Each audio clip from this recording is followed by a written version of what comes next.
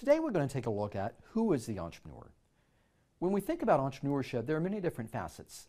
There are competitors, there is the economy, there are markets and other factors, but it's the entrepreneur that's at the heart of the matter. So for that reason, we want to take a look at the entrepreneur themselves and think about the different types and the different facets and the different motivations of entrepreneurs. So here we can take a look at a few parallels. We have lifestyle entrepreneurs and fast growth entrepreneurs. We have entrepreneurs that are interested in local goals and entrepreneurs that are interested in broader national or regional or global goals. We have high tech, we have low tech. We have serial, and that they're doing multiple ventures, one after the other. We have multiple. We have entrepreneurs that may aim to do multiple ventures at the same time. We have entrepreneurs that start companies, that inherit companies, that buy companies. And we have franchise and franchise-based entrepreneurs. When you think about which of these are entrepreneurs, which ones are more of an entrepreneur than others, which one might be necessarily employing or engaging in the act of entrepreneurship in a bigger way, fundamentally, it comes down to what matters to you. It comes down to what it is that motivates you, where within these you see yourselves. All of these are entrepreneurs. All of these are pursuing big goals. All of these are making risk at various levels. All of these are investing their time in something that may not work out. But nonetheless, they have a passion for what they're doing. They're looking at trying to have success in these various molds. And so when we talk about entrepreneurship and who's the entrepreneur, we're going to look very broadly. And so next we're going to take a look at a company called Squarespace and what they've done to launch their venture. This is a company called Squarespace that is a 2005 computer science major from Maryland that started this company. Let me show you what they're doing now.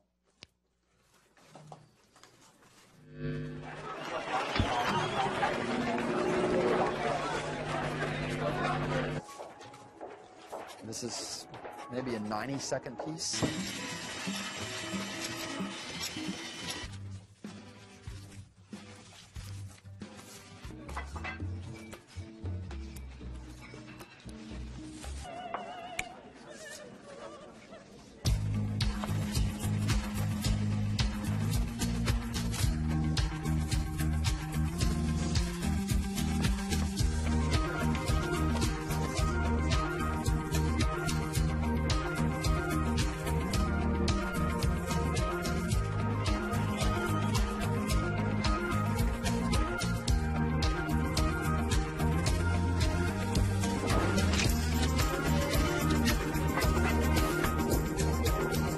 Create your own space at squarespace.com. Okay, so what do they do? What's the business based on what you saw? Creating websites for other businesses. Creating websites for other businesses? Providing like the materials to make your Okay, providing the tools to make your own site. Yeah. So they are not a web design company.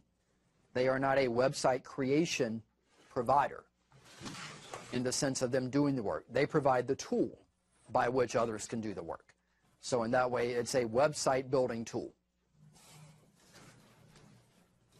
Is that a hard thing to build?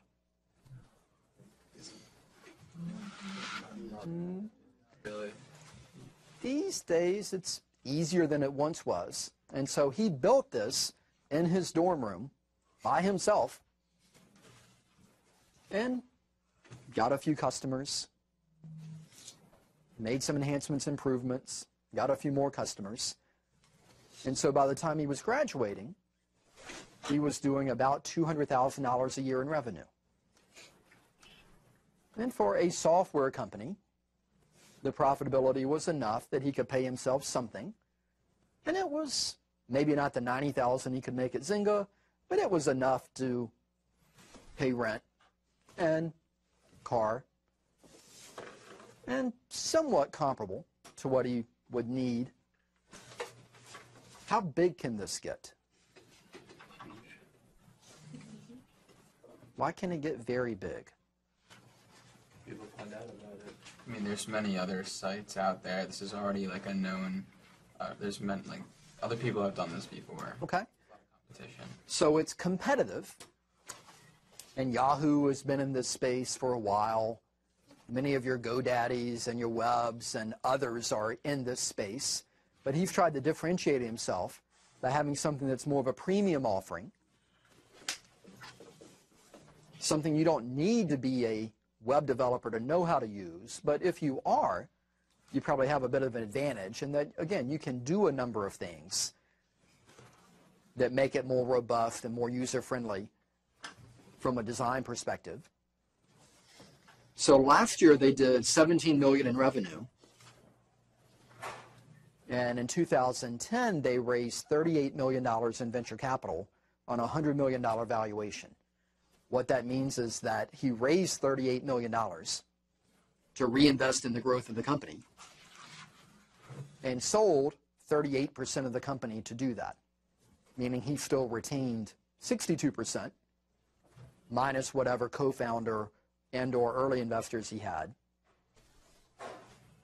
Arguably net worth $20 million for a piece of software he wrote in his room. So Scott's going to exceed that with VentureBoard. But the model's not that different. Let me use my skills, my knowledge, build something that I think people will value, charge them, and he charges like $20 a month. So it's not like he's charging people thousands of dollars for this, but you just need a lot of people for the numbers to add up. And in time, it's grown and it's scaled. He has about 100 employees now. They're based in New York, I think in the Soho area. And in that way, again, they're continuing to grow and expand based on this idea that he had, that the site builders, at least of 2005, were not what they could be, and that he could build something that was differentiated and that was better.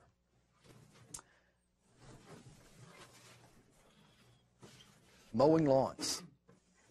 Not a sexy business. You're not going to get $38 million in venture capital. You're probably not going to be worth $20 million by the time you're 30 by mowing lawns. But this was a accounting major,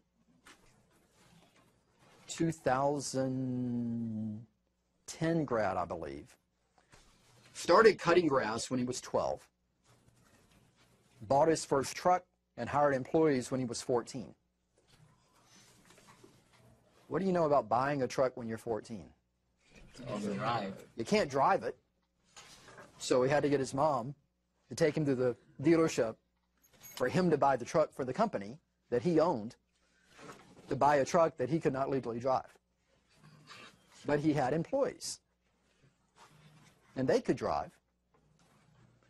And so by the time he was in undergrad, he had 6 employees working full-time, all of them his parents' age. He would meet with them before class in the morning, talk with them about the schedule and the routes and what needed to be done that day. They would do the work.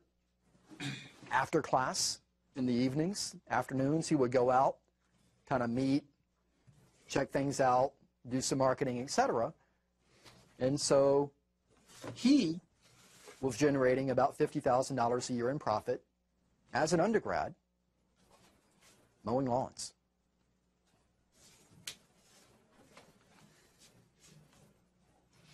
So in that way, how big can this get?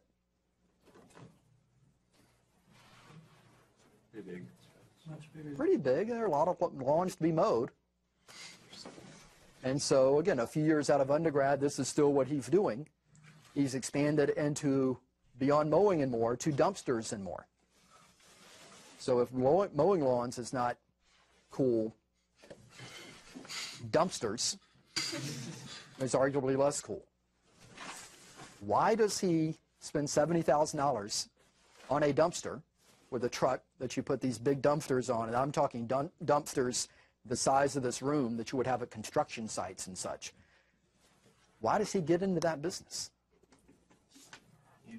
There's a need for it. Louder? Need for it? There's a need. There's a market. And people will pay a good rate to rent these dumpsters for construction sites and things of that nature. So he has his mowing and more, he has his dumpsters and more. And so again, this is an area, not technology-based, arguably not even a growing area, but certainly a critical need. And it's something that he's been able to identify and leverage and make an impact and have success with that. Now, probably over 10 years that he's been doing this. Surely making a six-figure salary, potentially more than that. But nonetheless, doing kind of what he likes, the way he likes. What about managing people that are older? What about if you have employees that are twice your age? Is that easy? Is that hard? I think it'd be kind of hard because I know that if I was talking to like a 40-year-old man, he probably wouldn't take me seriously. Okay. So you need to definitely like set some ground rules and be like, I'm in charge, you're not. So I'm in charge, you're not? That's going to do it? I'm paying your salary. Oh, I don't know. I think you're close, because I asked him, I'm like, so how is it having these folks that are your parents' age? He was like, well, I treat them respectfully. I pay them competitively, and they don't care how old I am. So in that way, in essence, you know, by being a good manager, by being a good leader, and by, again, having a job that makes sense, that aligns with what they want to do, and paying them what they want to earn, not a problem for him. So in that way, again, he's found something that's worked. This is the product of some 2005 grads, Maryland, again, all of these are Maryland companies, that were started by students. And this was a business major and an engineering major that joined together to start this company that did alert management systems. And what happened in, I believe it was 2003, there was a hurricane on campus, killed 2 students, and nobody really knew what or where was going on and what to do, and do I go inside or outside? And again, fortunately, hurricanes and, I'm sorry, with tornado. Tornadoes are not something we have very often, but it kind of alerted them that there's a need to have something better than a siren that goes off. And if we were to hear a siren now, who knows what we should do? Do we get out of the building?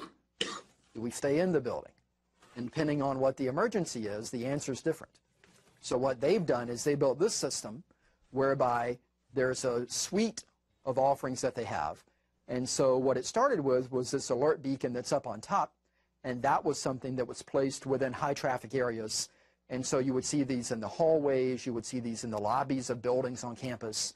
Their clients are universities, office complexes, government facilities, and other areas where you have a lot of people in a dense area. What they then grew that into was, well, let's do alerts on your cell phones. Let's send you an email alert. Let's have something that pops up on your phone, on your desk phone, on your computer.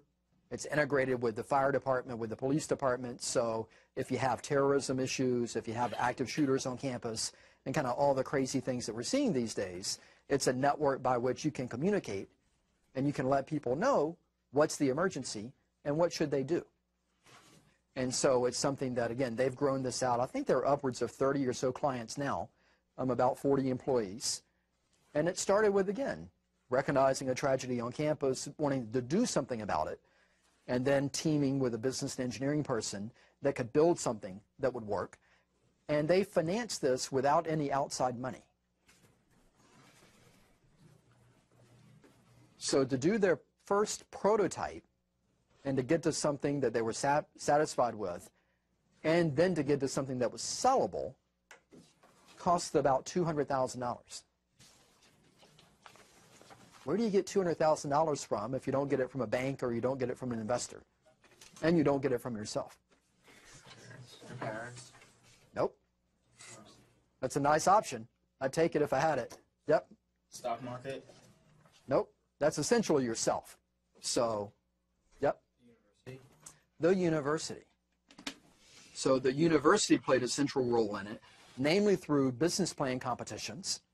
And you'll find that as students, you have access to business plan competitions, and even as alumni, and even some competitions that are open wider to people that are working in the region, they were able to raise significant money from winning competitions and grant programs that the university and the state operated. And again, a grant program typically means you get money that's no strings attached. It's not a loan. It's not an investment. It's money. And they're giving you that money because they want you to create jobs or solve some problems and things of that nature. And so, again, they're at this intersection of being a for-profit company, but having social impact in the area of public safety. And so in that way, it made them very interesting and attractive for a lot of grant programs and a lot of competitions as well. This is a marketing firm. So a couple of you have talked about marketing as an interest area. So this is a marketing firm that started with a guy from New York, Lee Finkel, that was a DJ. So he was a DJ on campus, and he got popular. And then he started doing weddings and bar mitzvahs and office parties, and that got popular. And then people wanted to put their photos and videos and whatnot up online. So he started getting into web design and found a guy that was good at that. Again, he's not a developer, he's not a web designer, but he found somebody that was, and they partnered up and started this company that focused on helping other companies, and you see a couple of them listed here. And they've done some work with Bravo, and they've done some work with, what is it, these housewives? What do you call them? Real Housewives of New Jersey or whatever it is. So in that way, they've been able to brand and extend that. That started with being a DJ, but recognizing that those customers had other needs. As I begin to fill those needs for those customers, I can serve a different set of customers. And that's grown into this organization called LookThink. And I want to show you a brief clip. Again, this is kind of a promo for their company. It doesn't talk a lot about the product, but it talks a bit about the culture that they have. And I think it's what a lot of companies strive for.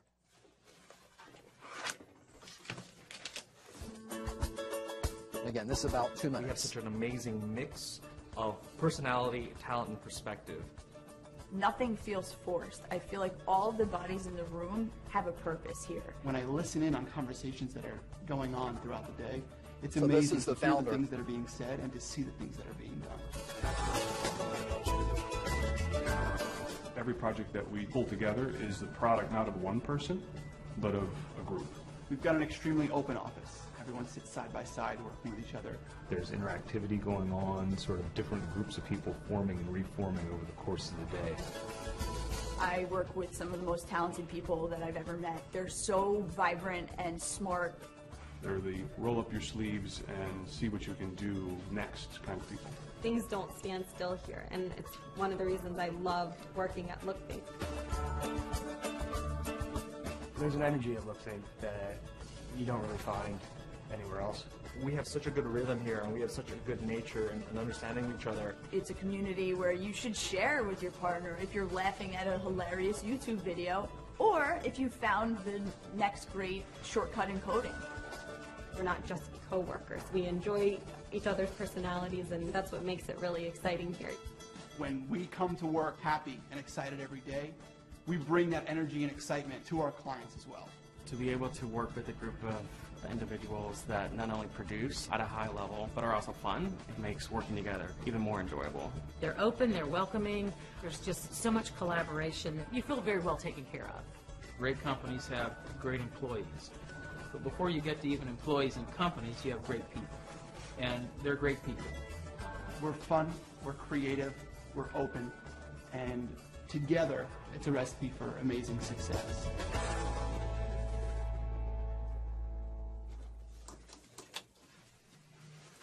So one advantage, again, of starting a company is that you get to pick who you work with. Why does that matter? Yep. You don't work with people that you dislike. Okay, you find people that you think you will like. And if you work with people you like, hopefully, you're more productive and you have a more engaging experience, and that translates into better results and better client satisfaction. So in that way, again, the element there that they've tried to demonstrate is this environment whereby people are working together, they like what they're doing. Now, it doesn't mean I start a company with my friends because they're my friends. Nor will you team in our class because these people are your friends and that they like you. What should be the basis of who you team with, beyond do you like them, which is important. Based on what that person would be good at. It's an element of skills. It's an element of capabilities. I would say 4 attorneys that start a company is doomed to fail. Why? Because they all do the same thing. There's replication of skill set. What else do attorneys do? Argue. Fight. They argue. They also tend to manage risk. So again, if we have 4 people that are risk averse and they're working on trying to manage risk, unless they're going to start a law firm, which might be good, you probably want some different skill sets. And I would say the same thing about 4 marketing majors starting a company. What do marketing folks do?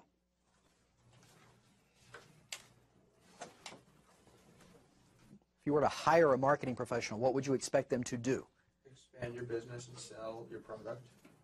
Well, marketing people don't sell. Salespeople sell. Marketing is tasked with building awareness and expanding. But what do good marketing folks do? They promote your company so that They promote. They kind of make the image of how people view the company. Image. There's a single word I'm looking for. Growth. Growth. Related to that, we'll do one more. Advertise. A single basis of it is ideas. You need the ideas to grow, the ideas to expand, the ideas to advertise. What happens when you put 4 creative and very idea people in a room together? What do they talk about? Ideas. What do they do? Talk. So in that way, I would argue, and I like marketing people, and I like marketing, but I would argue you might want some finance people in there to talk about, well, what's it going to cost?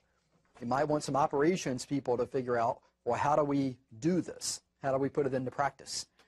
You might want some attorneys to know what's legal and not legal. But again, different skill sets, different capabilities, common interest. You would like people to have a common goal, but that it's not repetitive. I don't need a football team with 11 quarterbacks. They might all be great. They might all be very capable. But again, repetitive.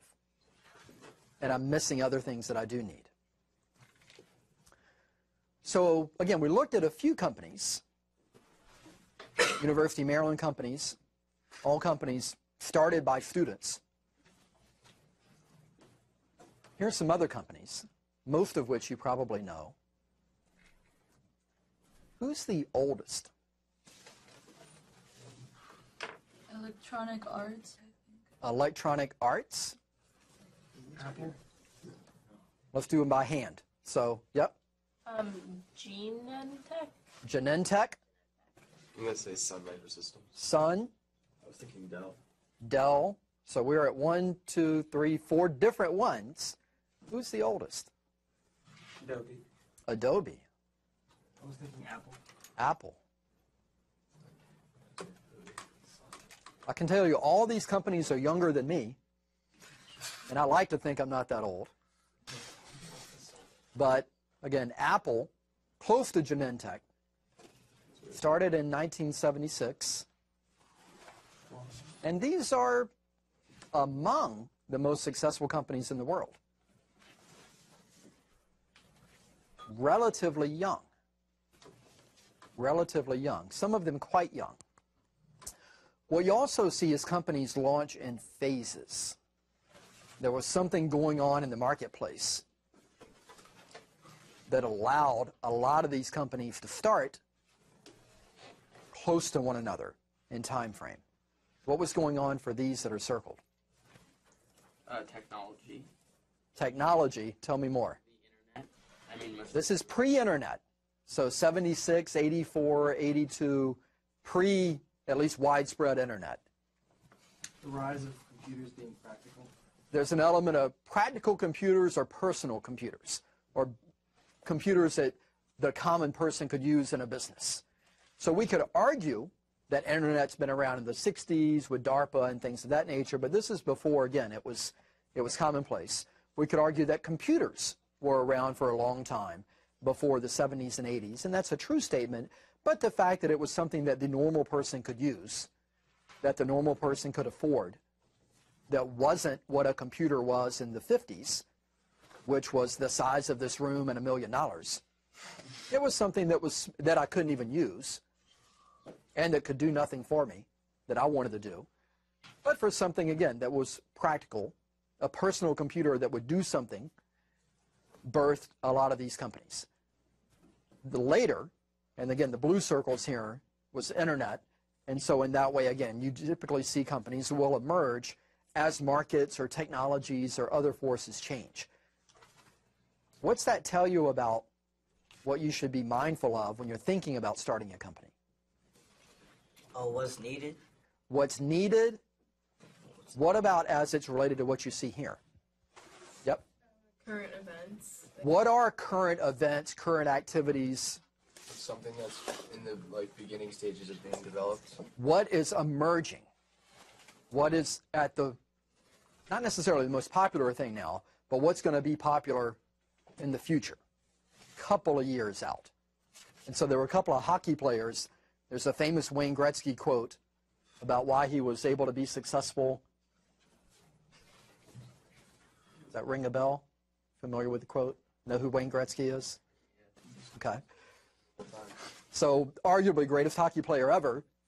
And when people ask him about how he was able to do what he did, he makes the reference of, I skate to where the puck is going to be. And that he was recognized not as being one that tried to chase around wherever the puck was, not trying to chase the ball down, so to speak, but trying to anticipate where is it going next, and how do I put myself in position to be successful on the next step.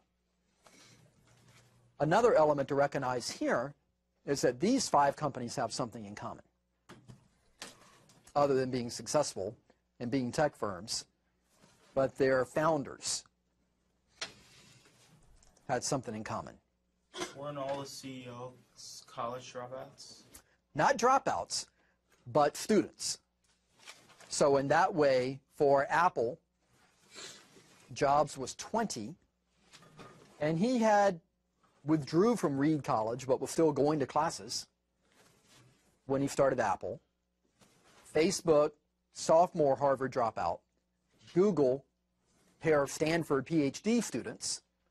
So they went on a leave of absence from their PhD program, but they also had already some degrees under their belt. Michael Dell, University of Texas, started Dell in his dorm room, building computers. What was special about building computers in 1984 when you had Hewlett-Packard, when you had IBM, when you had other big players, Compaq, making computers? What's special about what Dell did? Yep. Computers could still be improved. Could be improved. He arguably sold computers that were similar. He didn't invent anything at that time. Affordability? They were a bit more affordable in that he went more with a catalog. You used to get your Dell catalog in the mail, and you ordered from the catalog. Not available in retail stores, so it was able to help you as a consumer save money because you didn't have to pay the retail markup. You went kind of directly to the source, so more affordable. Unique design. What do you mean by unique? Well, some of the computers maybe had like some kind of like a different looking design as opposed to some of the other. And not so much the look, but the components. What you could do if I wanted a really big monitor, but a really small hard drive, but a lot of RAM, I could do that with Dell. I could kind of pick exactly what I wanted.